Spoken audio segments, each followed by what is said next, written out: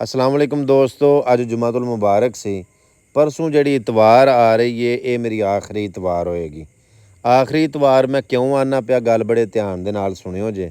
सब तो पहलां तो तुहाडा सारिआं दा मैं शुक्रिया अदा करना कि तुसीं तशरीफ लैके आउंदे हो, सानूं खिदमत दा मौका देंदे हो। ये जिहड़ी सेवा खिदमत तुहाडी करना वा, ये मैं कोई सहान नहीं करदा, विखावा नहीं करदा। अल्लाह दी कसम है, खुशी हुंदी है, चाऽ चढ़दा है कि प्राहुणे आउंदे ने। एक तुहानूं मैं पहलां कुड़िए दी गल दसना। ਸਾਡੇ ਘਰ ਕੋਈ 2-4 ਦਿਨ ਪ੍ਰਾਹੁਣਾ ਨਾ ਕੋਈ ਆਏ ਤੇ ਬਿਲਾ ਵਜ੍ਹਾ ਹੀ ਅਸੀਂ ਆਪਸ ਦੇ ਵਿੱਚ ਨਾ ਗੁੱਸੇ ਹੋਣ ਲੱਗ ਪੈਂਦੇ ਆ।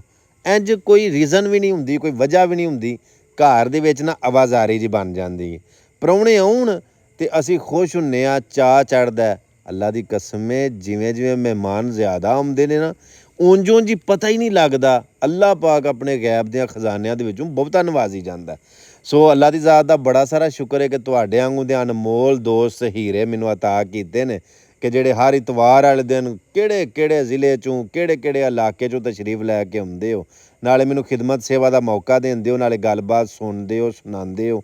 ਸੁਣਾਉਣ ਤੋਂ ਯਾਦ ਆ ਗਿਆ, ਮੈਂ ਸਿਰਫ ਗੱਲਾਂ ਸੁਣਾਉਣ ਦਾ ਹੀ ਠਰਕੀ ਨਹੀਂ ਹੈ, ਮੈਨੂੰ ਗੱਲ ਸੁਣਨ ਦਾ ਵੀ ਬੜਾ ਠਰਕ ਹੈ। ਯਾਨੀ ਕਿ ਗੱਲ ਸੁਣਾਂ ਦਾ ਅਤੇ ਗੱਲ ਦੇ ਵਿੱਚੋਂ ਗੱਲ ਕੱਢਾਂਗਾ ਨਾ, ਕਿਉਂਕਿ ਜੇ ਮੈਂ ਸੁਣਾਂਗਾ ਨਾ ਸਿਰਫ ਸੁਣਾਈ ਜਾਵਾਂਗਾ ਅਤੇ ਸੁਣਾਵਾਂਗਾ ਤਾਂ ਉਹ ਜੋ ਮੇਰੇ ਕੋਲ ਹੈ, ਅਤੇ ਜਦੋਂ ਮੈਂ ਸੁਣਾਂਗਾ ਅਤੇ ਫਿਰ ਉਹ ਸੁਣਾਂਗਾ ਜੋ ਮੇਰੇ ਕੋਲ ਨਹੀਂ, ਜੋ ਅਗਲੇ ਕੋਲ ਹੈ। ਸੋ ਗੱਲ ਦੇ ਵਿੱਚੋਂ ਨੁਕਤਾ ਕੱਢਣਾ, ਫਿਰ ਗੱਲ ਦੇ ਵਿੱਚੋਂ ਕੋਈ ਮਕਸਦ ਮਾਨੀ ਕੱਢਣਾ, ਇਹ ਹੀ ਸਮਝੋ ਕਿ ਮੇਰਾ ਸ਼ੋਭਾ ਹੈ ਔਰ ਮੈਨੂੰ ਸ਼ੌਕ ਵੀ ਹੈ ਸੁਣਾਉਣ ਦਾ ਵੀ ਅਤੇ ਸੁਣਨ ਦਾ ਵੀ। ਅੱਛਾ, ਜਿਹੜੀ ਗੱਲ ਅੱਗੇ ਆਪਾਂ ਕਰਨਾ ਹਾਂ ਕਿ ਮੇਰੀ ਆ ਇਤਵਾਰ ਆਖਰੀ ਇਤਵਾਰ ਹੈ ਪਾਕਿਸਤਾਨ, ਉਹ ਇਸ ਵਾਸਤੇ ਆਖਿਆ ਸੀ ਕਿ ਮੈਂ ਅਲਹਮਦੁਲਿਲਾ ਅਪਡੇਟ ਕਰ ਚੁੱਕਿਆ ਵਾਂ ਕਿ ਮੈਂ ਆਊਟ ਆਫ ਕੰਟਰੀ ਟੂਰ 'ਤੇ ਵਿਜ਼ਿਟ ਵਾਸਤੇ ਜਾ ਰਿਹਾ ਅਤੇ ਇਨਸ਼ਾਅੱਲਾ ਮੈਂ ਇਸ ਇਤਵਾਰ ਤੋਂ ਬਾਅਦ ਚਲੇ ਜਾਣਾ। ਅਤੇ ਇਹ ਨਹੀਂ ਕਹਿ ਸਕਦਾ ਕਿ ਕਿਹੜੀ ਇਤਵਾਰ ਮੈਂ ਵਾਪਸ ਆ ਕੇ ਦੁਬਾਰਾ ਬਵਾਂਗਾ, ਉਹ ਇਸ ਵਾਸਤੇ ਕਨਫਰਮ ਨਹੀਂ। ਮਤਲਬ ਟੂਰ ਥੋੜ੍ਹਾ ਲੰਮਾ ਵੀ ਹੋ ਸਕਦਾ, ਸ਼ਾਰਟ ਵੀ ਹੋ ਸਕਦਾ, ਬਲਕਿ ਮੈਂ ਅਪਡੇਟ ਕਰਦਾ ਰਹਾਂਗਾ ਕਿ ਕਦੋਂ ਵਾਪਸੀ ਹੈ। ਇਹ ਵੀ ਨਾਲ ਤੁਹਾਨੂੰ ਵਿਖਾਉਂਦਾ ਰਹਾਂਗਾ ਕਿ ਹੁਣ ਕਿਹੜੀ ਕੰਟਰੀ ਆ, ਕਿਹੜੇ ਸ਼ਹਿਰ ਆ, ਕਿਹੜੇ ਇਲਾਕੇ 'ਚ ਆ, ਇੱਥੋਂ ਦਾ ਕਲਚਰ, ਰਹਿਣ ਸਹਿਣ, ਮਾਹੌਲ ਕਿੰਝਦਾ। ਜੇ ਵੇਖਣਾ ਚਾਹੁੰਦੇ ਹੋ ਤਾਂ ਕਮੈਂਟ ਦੇ ਵਿੱਚ ਦੱਸਿਓ ਕਿ ਮੈਂ ਵਿਖਾਵਾਂ ਵੀਡੀਓ ਜਾ ਕੇ ਕਿ ਨਾ ਵਿਖਾਵਾਂ। ਅਤੇ ਬਾਕੀ ਚਲੋ ਇੱਕ ਵਾਰੀ ਫਿਰ ਤੁਹਾਡਾ ਸ਼ੁਕਰੀਆ ਵੀ ਅਦਾ ਕਰਨਾ। ਅੱਜ ਜੁਮਾਤੁਲ ਮੁਬਾਰਕ ਹੈ, 27 ਸਤੰਬਰ ਹੈ, ਪਰਸੋਂ 29 ਸਤੰਬਰ ਹੈ, ਅਤੇ ਜਿਹੜੀ ਆ ਵੀਡੀਓ ਤੁਸੀਂ ਵੇਖਦੇ ਹੋ ਪਏ ਇਹ 22 ਸਤੰਬਰ ਦੀ। ਅੰਦਰ ਬਹਿਣਾ ਸੀ ਲੇਕਿਨ ਏਸੀ ਖਰਾਬ ਹੋ ਗਿਆ, ਜਿਹਦੀ ਵਜ੍ਹਾ ਤੋਂ ਸਾਨੂੰ ਬਾਹਰ ਬਹਿਣਾ ਪਿਆ।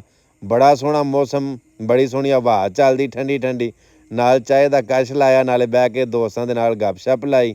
ਔਰ ਮੈਂ ਇੱਕ ਵਾਰੀ ਫਿਰ ਆਖਰ ਦੇ ਉੱਤੇ ਤੁਹਾਡੇ ਸਾਰਿਆਂ ਦਾ ਬਹੁਤ ਬਹੁਤ ਸ਼ੁਕਰੀਆ ਅਦਾ ਕਰਨਾ। ਇਹ ਵੇਖਦੇ ਹੋ ਪਏ ਮੈਂ ਗੱਲ ਸੁਣਾਉਂਦਾ ਵਾਂ ਅਤੇ ਸੁਣਨਾ ਵੀ ਹਾਂ।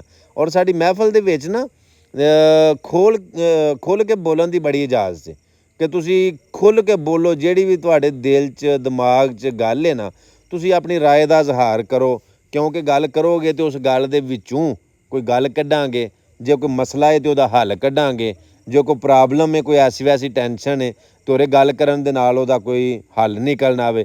ਤੁਸੀਂ ਜੀਆਂ ਦੇ ਵਿੱਚ ਜਦੋਂ ਬਹੀਦਾ, ਇਲਾਕਿਆਂ ਦੇ ਮੁਖਤਲਫ ਜ਼ਿਲ੍ਹਿਆਂ ਦੇ ਲੋਕ ਜਦੋਂ ਆਉਂਦੇ ਨੇ ਅਤੇ ਕੋਈ ਕਿਸੇ ਸ਼ੋਬੇ ਨਾਲ ਤਲਕ ਰੱਖਦਾ, ਕੋਈ ਕਿਸੇ ਸ਼ੋਬੇ ਨਾਲ ਤਲਕ ਰੱਖਦਾ, ਕੋਈ ਕਿਸੇ ਸ਼ੋਬੇ ਨਾਲ ਤਲਕ ਰੱਖਦਾ, ਫਿਰ ਉਹ ਆਪਣੇ ਆਪਣੇ ਮੁਤਾਬਕ ਗੁਫ਼ਤਗੂ ਕਰਦੇ ਨੇ। ਸਾਰਿਆਂ ਦੇ ਇਲਮ ਦੇ ਵਿੱਚ ਇਜ਼ਾਫਾ ਹੁੰਦਾ, ਫਿਰ ਇੱਕ ਦੂਜੇ ਨਾਲ ਸਲਾਮ ਦੁਆ ਬਣਦੀ ਹੈ। ਇਹ ਸਾਡੀ ਮਹਿਫਲ ਪ੍ਰੋਗਰਾਮ ਦੇ ਵਿੱਚ ਨਾ ਐਤਵਾਰ ਵਾਲੇ ਦਿਨ ਜਿਹੜੀਆਂ ਮੁਲਾਕਾਤਾਂ ਹੁੰਦੀਆਂ ਨੇ, ਇਹ ਪਿਛਲੀ ਤੋਂ ਪਿਛਲੀ ਇਤਵਾਰ 22 ਸਾਲ ਪੁਰਾਣੇ ਵਿਛੜੇ ਦੋਸਤ ਮਿਲ ਗਏ। ਉਹਨੇ ਆਖਿਆ ਯਾਰ ਮੈਂ ਤੈਨੂੰ ਪਛਾਣਨਾ ਪਿਆ, ਤੂੰ ਉਹ ਹੀ ਹੈ? ਉਹਨੇ ਆਖਿਆ ਬਿਲਕੁਲ ਮੈਂ ਉਹ ਹੀ ਹਾਂ। ਉਹਨੇ ਫਿਰ ਉਹਦਾ ਸਾਰਾ ਖੁਲਾਸਾ ਦੱਸਿਆ ਕਿ ਤੂੰ ਫਲਾਣੀ ਜਗ੍ਹਾ ਤੇਰੀ ਰਿਸ਼ਤੇਦਾਰੀ ਹੈ, ਇਸ ਕਲਾਸ 'ਚ ਪੜ੍ਹਨਾ ਹੈ ਅਤੇ ਮੈਨੂੰ ਪਛਾਣ ਹਾਂ, ਤੇਰੀ ਕਲਾਸ 'ਚ ਇਸ ਨਾਂ ਦੇ ਬੰਦੇ ਵੀ ਪੜ੍ਹਦੇ ਹਨ। ਉਹਨੇ ਆਖਿਆ ਬਿਲਕੁਲ ਬਾਈ। ਉਹਨੇ ਆਖਿਆ ਫਿਰ ਮੈਂ ਇਸ ਨਾਂ ਦਾ ਬੰਦਾ। ਉਹ ਫਿਰ ਆਖਣ ਲੱਗਾ ਓ ਹੋ ਕਹਿਣ ਦਾ ਮਕਸਦ ਇਹ ਆਇਆ ਕਰੋ, ਹੋ ਸਕਦਾ ਤੁਹਾਡਾ ਕੋਈ ਪੁਰਾਣਾ ਵਿਛੜਿਆ ਬੇਲੀਓ ਹੀ ਮਿਲ ਜਾਵੇ।